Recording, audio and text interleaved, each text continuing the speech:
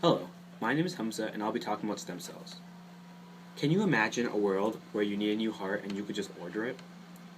This may sound fictional, but it could be possible using embryonic stem cells. Embryonic stem cells are incredible cells. They are our body's own repair kits and they are pluripotent, which means they can morph into any of the cells in our bodies. Soon, we actually will be able to use stem cells to replace cells that are damaged or diseased. But that's not what I want to talk to you about, because right now there are some really extraordinary things that are happening with stem cells that are completely changing the way we look and model a disease, our ability to understand why we get sick, and even develop drugs. I believe that stem cell research is going to change the future and allow people to look at Alzheimer's and diabetes and other major diseases the way we view polio today, which is a preventable disease. When scientists learned how to derive stem cells from embryos in 1998, there was controversy as well as excitement. The generation of embryonic stem cells occurs when transferring cells from the embryo into a lab dish which contains nutrients which allows the stem cells to divide. When the stem cells are being extracted, the embryo is destroyed. The excitement when scientists found out that they could extract cells from embryos opened up this huge potential for finding cures to different diseases. Could you imagine getting a new organ that was specific to your body and not a transplant so your body wouldn't have an option to reject the organ? But with this benefit, there always comes controversy.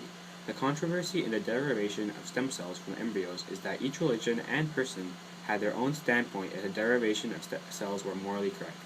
Some of the issues that arose included the fact that human embryos are being destroyed. Does life begin at fertilization, in the womb, or at birth? Do human embryos have any rights? And can the destruction of one embryo be justified for saving millions of people if a cure is found? These issues cause controversial arguments whether the use of embryonic stem cells are okay to use. In my opinion, the benefits and potential that can be done with the use of embryonic stem cells overrules the controversial issues that arise with the use of embryonic stem cells. Stem cells can offer the possibility of a renewable source of replacement cells and tissues.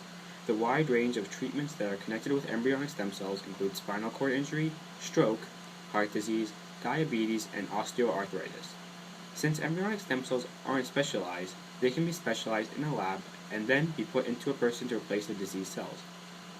The embryonic stem cells have the potential to help treatments by integrating the surrounding tissue after a transplant, specifying in a cell type, and forming tissues.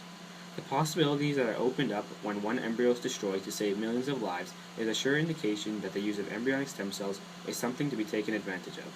Taking the life of one to save millions can be the point of persuasion to get people to start accepting the use of embryonic stem cells. But with this issue of certain people not agreeing on the use of embryonic stem cells, there are restrictions placed on the types of embryonic stem cells that can be used. Some of the regulations for using embryonic stem cells include the ovosperm nor embryo must have been obtained from commercial transactions.